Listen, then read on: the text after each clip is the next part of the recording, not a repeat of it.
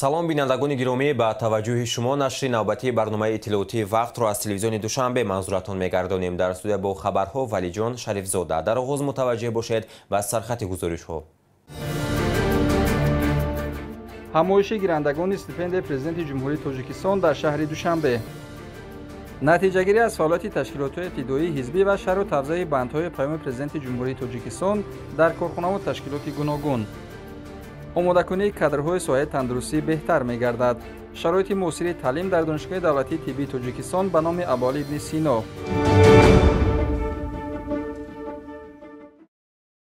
бо мақсади дастгирии хонандагони фаъоли муассисаҳои таълимӣ ва ҳавасмандсозии онҳо дар кишвар стипендияи президенти ҷумҳурии Тоҷикистон амал менамояд. ин тадбир дастгирии роҳбарияти олии мамлакат нисбат ба ин қишри ҷомеа мебошад. бо иштироки гирандагони ин стипендия дар шаҳри Душанбе пайваста чорабиниҳои гуногун ташкил карда мешавад. ҳамоиши навбатӣ таҳти унвони пайравони пешвои миллатем баргузор гардид.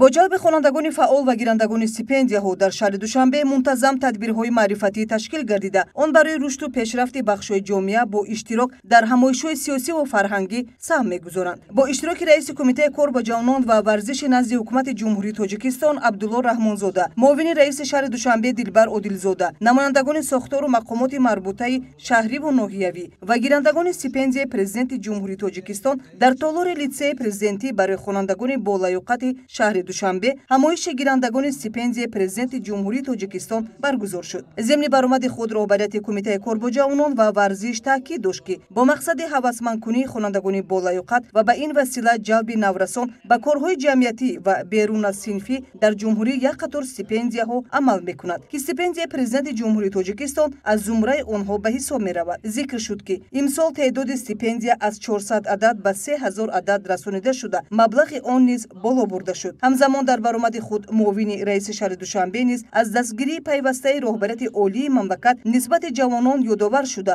афзуд ки ҳоло аз шаҳри Душанбе 320 нафар аз стипендияи президенти ҷумҳурии Тоҷикистон бархурдор гардиданд. дар идома гуфта шуд, дар шаҳри Душанбе бо дастгирии раиси шаҳри Душанбе муҳтарам Рустами Эмомалӣ шароити зарурӣ ба хотири дастгирӣ ва ҳавасмандгардонии наврасону ҷавонон фароҳам оварда шудааст ки намунаи он баргузор гардидани чанд озмуни сатҳи шаҳрӣ ва таъсиси стипендияи раиси шаҳри Душанбе барои хонандагону донишҷӯён ва ҷоизаи раиси шаҳри Душанбе барои муҳаққиқони ҷавон дар самти илмҳои дақиқ, адабиёт, рӯзноманигорӣ, санъат, меъморӣ, техникаву технология ва инноватсияву ихтироъкорӣ мебошад.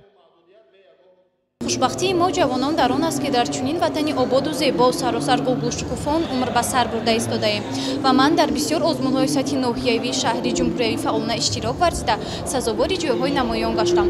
вале аз ҳама арзишмандтарин сазоворгардонӣ барои ман тӯли солҳои 2021-2023 ду маротиба сазовор гардидани стипендияи президентӣ ба ҳисоб меравад бо унвони гирандаи стипендияи президентӣ ва мо ҷавонон сараввал миннатдории худро ба асосгузори сулҳу ваҳдати миллӣ пешвои миллат муҳтарам Эмомалӣ Раҳмон мерасонем ки барои мо чунин шароитҳоро фароҳам месозанд ва барои расидан ба қуллаҳои баланди илму маърифат моро роҳнамоӣ мекунанд.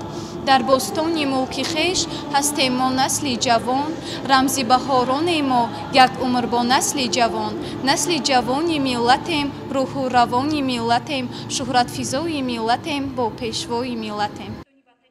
дар ҳамоиш ҳамзамон гирандагони стипендияи президенти ҷумҳурии Тоҷикистон баромад намуда аз дастгирӣ ва ғамхорӣ нисбат ба насли ҷавони кишвар миннатдории худро ба роҳбарияти олии мамлакат баён доштанд. дар идомаи ҳамоиш ба гирандагони стипендия шаҳодатнома ва маблағи он дар вазъияти тантанавӣ аз ҷониби масъулин супорида шуд. ҷои таъкид аст ки пешниҳоди стипендияҳои гуногун барои баландбардоштани савияи дониши хонандагон ва ҳавасмандкунии онҳо заминаи мусоид мегузорад. ҳамин аст ки ҳамасола дар шаҳри Душанбе сафи хонандагони болаёқат зиёд гардида, иштироки онҳо низ дар чорабиниҳои сатҳи ҷумҳуриявии минтақавӣ ва байналмилалӣ афзуда истодааст. барномаи рангини фарҳангии идомабахши ин чорабинӣ гардид ки он васфи ватан ва пойтахти он, инчунин ободкориву созандагиҳои он буд.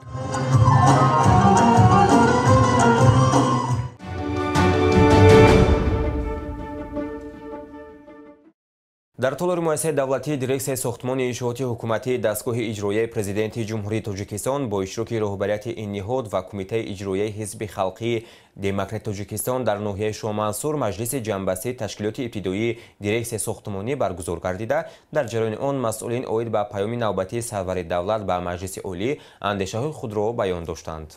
дар мулоқот роҳбарияти кумитаи иҷроияи ҳизби халқии демократи Тоҷикистон дар ноҳияи Шоҳ-Мансур масъулини академияи идоракунии давлатӣ назди президенти ҷумҳурии Тоҷикистон ва роҳбарияти кормандони дирексияи сохтмони иншооти ҳукуматии дастгоҳи иҷроияи президенти ҷумҳурии Тоҷикистон ширкат намуданд. гуфта шуд ки дар паёми навбатии хеш сарвари давлат аз вазъи тағйирёбандаи ҷаҳони имрӯза ва хусусияти устувор пайдо намудани зуҳуроти хатарноки замони муосир аз ҷумла терроризму экстремизм, қочоқи силоҳ, гардиши ғайриқонунии маводи мухаддир, киберҷиноятҳо ва дигар ҷиноятҳои фаромилӣ ки башариятро ба ташвиш оварданд, ёдовар шуда изҳор доштанд ки мо бояд ба масъалаҳои таъмини амнияти кишварамон диққати аввалин дараҷа диҳем, зеро пайравони созмонҳои террористию экстремистӣ барои ноором сохтани вазъият дар ҷомеа ва тафриқандозиву барангехтани низоъҳои динию мазҳабӣ кӯшиш карда барои гумроҳ сохтани сокинони мамлакат бахусус ҷавонон ва ба созмонҳои мамнӯъшуда ҷалб намудани онҳо аз шабакаҳои интернети васеъ истифода мебаранд.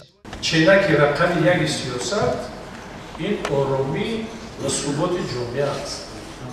Ченаки иқтисод ин рушд аст. хушбахтона ин паёми 23 ба рушди устувор бахшида шуд. қабул мекунам ки мана дар ҳамин паёми охирон ягон ҷанба, ягон сохтор, ягон самт, ягон қисми ҷомеа намонд ки таҳлил нашавад. як мониторинги бисёр зарурӣ ва муҳим аз ҷониби пешвои муаззами миллат пешниҳод гардид ва хушбахтона дида истодаем ки сол то сол шароити иҷтимоӣ, иқтисодӣ, аҳли ҷомеаи мо беҳтару хубтар шуда истодааст. дар ҷараёни мулоқот дигар намояндагон вобаста ба паёми навбатии пешвои миллат президенти ҷумҳурии Тоҷикистон муҳтарам Эмомалӣ Раҳмон андешаронӣ карданд. гуфта шуд ки дар асри илму техника ҷавонони мо бояд зираку ҳушёр бошанд ва бо ҳисси баланди масъулияти шаҳрвандӣ бари рушди кишвари худ самгузор бошанд. паёми президенти ҷумҳурии Тоҷикистон ҳамчун ҳуҷҷати муҳими барномавӣ, сиёсиву ҳуқуқӣ, иқтисодию иҷтимоӣ ва фарҳангӣ шинохта шуда ифодакунандаи нуқтаи назари сарвари давлат ба рушду таҳкими соҳаҳои гуногуни хоҷагии халқи мамлакат арзёбӣ мегардад. паём чун ҳуҷҷати роҳнамо тамоми рукунҳои асосии фаъолияти ҷамъиятиро дар бар гирифта вазифаҳо ва амалҳои барои рушди мамлакат равонаро пурра мураттаб месозад. дар интиҳои мулоқот ба чанде аз кормандони дирексияи сохтмони иншооти ҳукуматии дастгоҳи иҷроияи президенти ҷумҳурии Тоҷикистон ки ҳамакнун ба сафи ҳизби халқии демократи Тоҷикистон шомил гардиданд, шаҳодатномаҳои ҳизбӣ тақдим шуда. инчунин ба як қатор кормандони дигар баҳри тарғибу ташвиқи сиёсати ҳукумати мамлакат ифтихорномаҳои кумитаи иҷроияи ҳизби халқии демократи Тоҷикистон дар ноҳияи Шоҳ-Мансур тақдим шуд.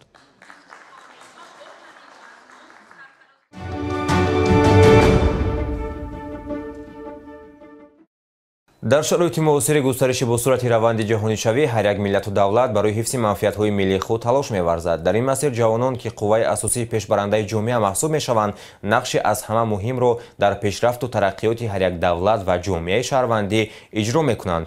дар ин замина баҳри пешгирии ҷавонон аз шомил шудан ба ҳар гуна ҳизбу ҳаракатҳои иртиҷоӣ, масъулини мақомоти иҷроияи ҳокимияти давлатии ноҳияи Шоҳ-Мансур таҳти унвони шомилшавии ҷавонон ба ҳизбу ҳаракатҳои ифротӣ хатари он ба амният ва давлатдории миллии тоҷикон вохӯрии судмандро бо устодону донишҷӯёни донишкадаи давлатии санъати тасвирӣ ва дизайни Тоҷикистон доир намуданд.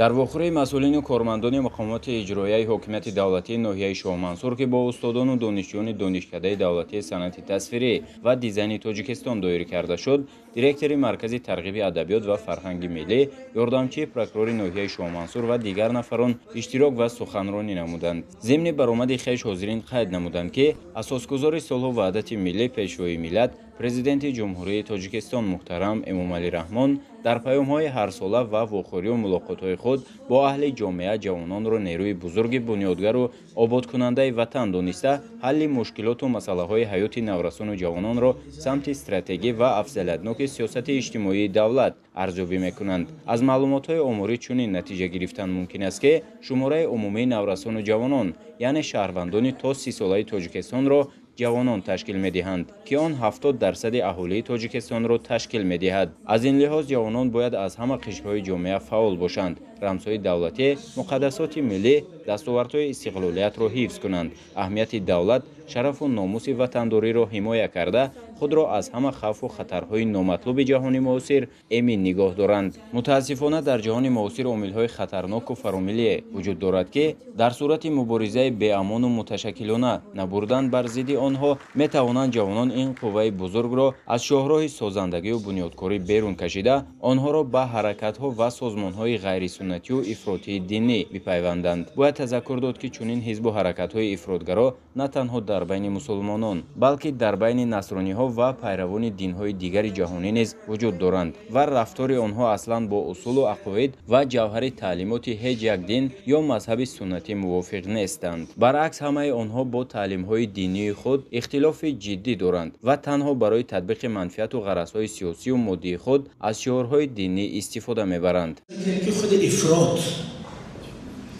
از ریشه فرد، یعنی از حد زیاد اوج از حد گذشتن به معنای از چارچوبی چیز بیرون شدن، از حد و از رمکه، از قاعده بیرون برآمدن، از حالت اعتدال بیرون برآمدن رو میگیم افراط.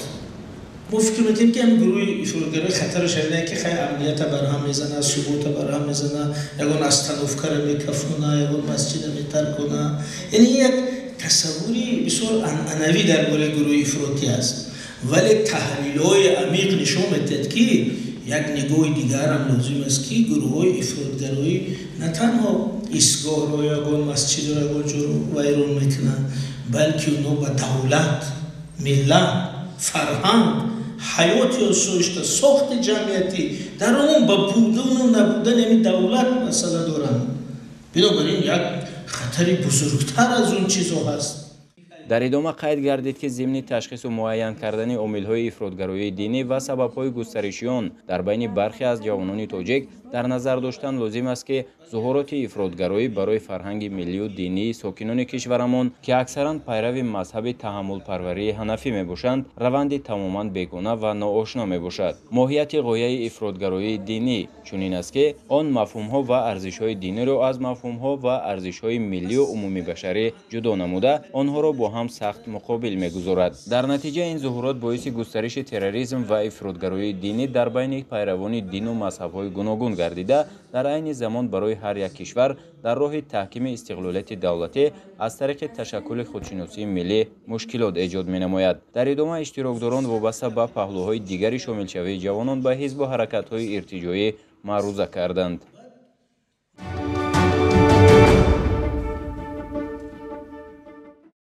бо мақсади натиҷагирӣ аз фаъолияти шӯрои собиқадорони ҳизби халқии демократи тоҷикистон дар ноҳияи шоҳмансур дар соли 2022 ва вазифагузориҳо барои соли 2023 дар асоси талаботи боби 4 банди 13 оинномаи ҳизби халқии демократи тоҷикистон бо иштироки роҳбарияти кумитаи иҷроияи ҳизби халқии демократи тоҷикистон дар ноҳияи шоҳмансур, раиси шӯрои собиқадорони ҳизби халқии демократи тоҷикистон дар ноҳияи шоҳмансур ва ҳамзамон аъзои шӯро дар ноҳияи шоҳмансур, маҷлиси ҷанббастии шӯрои собиқадорони ҳизби халқии демократи тоҷикистон дар ноҳияи шоҳмансури шаҳри душанбе баргузор гардид. тибқи рӯзномаи маҷлис барраси се масъала ба миён гузошта шуд. аз рӯи масъалаи якуми рӯзномаи маҷлис ҳисоботи раиси шӯрои собиқадорони ҳизби халқии демократи тоҷикистон дар ноҳияи шоҳмансури шаҳри душанбе оид ба ҷанббасти натиҷаҳои фаъолият дар соли 2022 ва вазифаҳо барои соли 2023 шунида шуд. дар музокира баромадкунандагон фаъолияти шӯрои собиқадоронро қаноатбахш арзёбӣ намуда, аз рӯи масъалаи дуюми рӯзномаи маҷлис ҳайати нави шӯрои собиқадорони ҳизби халқии демократи тоҷикистон дар ноҳияи шоҳмансур барои соли 2023 тасдиқ гардид. ҳамин тариқ аз рӯи масъалаи дигари рӯзномаи маҷлис нақшаи кории ҳайати нави шӯро барои соли 2023 тасдиқ карда шуд.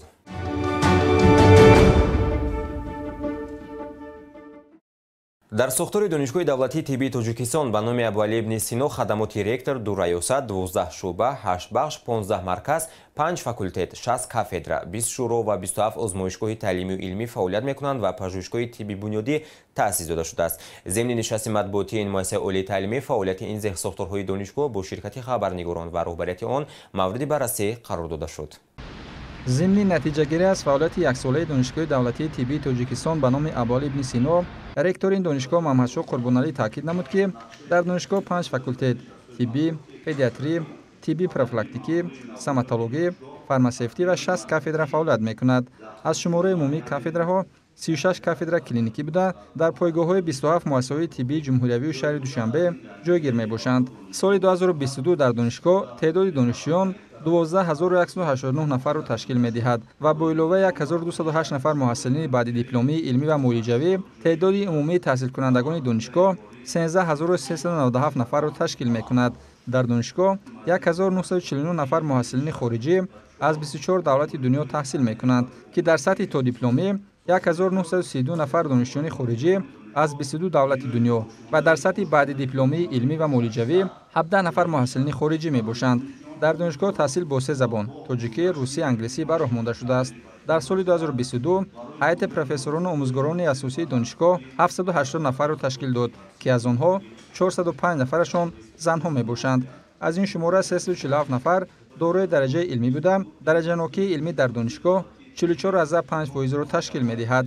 дар соли 2022 донишгоҳ 1874 нафар мутахассиси соҳаи тандурустӣ тайёр намуд, ки аз инҳо 1518 нафар хатмкунандагони шаҳрвандони мамлакат ва 356 нафари дигар хатмкунандагони хориҷӣ аз 9 давлати ҷаҳон мебошанд. ҷиҳати иҷрои дастури супоришҳои пешвои муаззами миллат соли 2019 донишгоҳ аз аккредитасияи байналмилалии донишгоҳӣ ва 3 барномаи таълимии он аз ихтисосҳои кори табобатӣ, стоматология, ташкили ҳифзи саломатии ҷомеа дар ҷумҳурӣ яке аз аввалинҳо шуда аз аккредитасияи байналмилалӣ гузашт ва дар соли 2022 боқимонда 3 барномаи таълимии ихтисосҳои педиатрия, фарматсия ва ихтисоси кори табобатӣ барои донишҷӯёни хориҷӣ аз аккредитасияи байналмилалӣ гузашта аз тарафи мақоми марбутаи байналмилалӣ ба донишгоҳ сертификатҳои мутобиқат супорида шуд.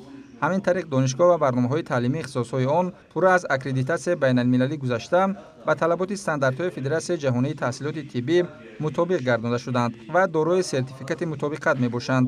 дар соли 2022 аз ҷониби олимони донишгоҳ амалисозии 5 лоиҳаҳои илмӣ аз ҳисоби буҷети давлатӣ маблағгузоришаванда, 15 лоиҳаҳои илмӣ тадқиқотӣ дар соли 2022-2026 амалишаванда, 14 лоиҳаҳои илмӣ тадқиқотӣ барои солҳои 2024-2028 пешниҳод шуда, 27 мавзӯъҳои илмии ташаббусӣ, ки кафедраҳо аз рӯи онҳо корҳои илмии тадқиқотии худро ба роҳ мондаанд.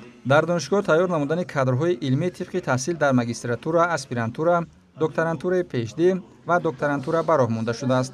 дар соли 2022 теъдоди умумии довталабони дараҷаҳои илмӣ 226 нафарро ташкил медиҳад. дар донишгоҳ 7 шӯрои диссертатсионӣ фаъолият менамояд, ки аз онҳо 1 шӯро дар назди Комиссияи олии аттестатсионии Федератсияи Россия ва 6 шӯрои дигар дар назди Комиссияи олии аттестатсионии назди Президенти Ҷумҳурии Тоҷикистон фаъолият доранд.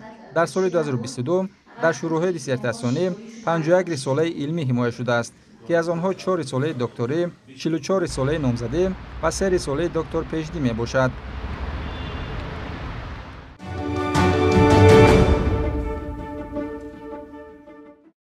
фаъолияти донишгоҳи техникии Тоҷикистон ба номи академик Муҳаммад Осимӣ дар нимсолаи дуюми соли 2022 зимни нишасти хабарӣ натиҷагирӣ карда шуд. рӯзноманигорон тавонистанд ба саволҳои хеш посухҳои мушаххас гиранд. 1 феврали нишасти матбуотии донишгоҳи техникии Тоҷикистон ба номи академик Муҳаммад Осимӣ оид ба ҷанбази фаъолияти илмӣ таълимӣ, робитаҳои хориҷӣ, иқтисодӣ, хоҷагидорӣ ва дигар самтҳои муҳим дар соли 2022 баргузор гардид. дар нишасти матбуотӣ роҳбарияти донишгоҳ ва дигар сохторҳои марбута дар самти омода намудани мутахассисони муҳандисӣ, техникӣ ва беш аз 20 нафар рӯзноманигорони телевизиону радио ва нашрҳои ҷумҳурӣ иштирок доштанд. дар оғоз ректори донишгоҳ роҷеъ ба фаъолияти донишгоҳ дар соли 2022 мухтасар сухан намуда аз ҷумла изҳор дошт, ки маркази таҷрибавӣ ва таълимоти касбии Тоҷикистону Чин устухонаи Лубан дар асоси дастури супоришҳои бевоситаи асосгузори соли ваҳдати миллии пешвои миллат Президенти Ҷумҳурии Тоҷикистон муҳтарам Эмомалӣ Раҳмон дар доираи 20 солаи омӯзиш ва рушди фанҳои табиатшиносӣ, дақиқ ва риёзӣ дар соҳаи илму маориф бунёд шудааст. дар донишгоҳи техникии Тоҷикистон ба номи академик Муҳаммад Осимӣ бахшида ба 20 солаи омӯзиш ва рушди илмҳои дақиқ ва риёзӣ дар соҳаи илму маориф солҳои 2020-2045 озмоишгоҳи таълимию илмии муосир мавриди истифода қарор дода шуд. қайд гардид зимни суханронии роҳбарияти донишгоҳи техникии Тоҷикистон дар идомаи нишасти матбуотӣ аз ҷумла озмоишгоҳи лоиҳакашии 3 солии чопи 3D, озмоишгоҳи моделсозӣ дар сохтмон, озмоишгоҳи иқтисоди рақамӣ, маркази таҷрибавӣ ва таълимоти касбии Тоҷикистону Чин, коргоҳи Лубан ва маркази омӯзиш оид ба асосҳои бехатарии истеҳсол ва истифодаи баллонҳои оксиген ба истифода дода шуданд. таъкид шуд дар идомаи нишасти матбуотӣ озмоишгоҳҳои мазкур бо ҷалби лоиҳаҳои байналмилалӣ бунёд гардида дар онҳо беш аз 100 нафар устодони донишгоҳ ба курсҳои такмили ихтисос ва бозомӯзӣ фаро гирифта шуданд. Инчунин соли сипаришуда дар донишгоҳ 5 шурои диссертатсионӣ аз рӯи ихтисосҳои марбута ифтитоҳ гардида ба фаъолият шурӯъ намуданд ки фарогирии 13 ихтисоси PhD ва 13 ихтисоси илми анъанавӣ мебошанд.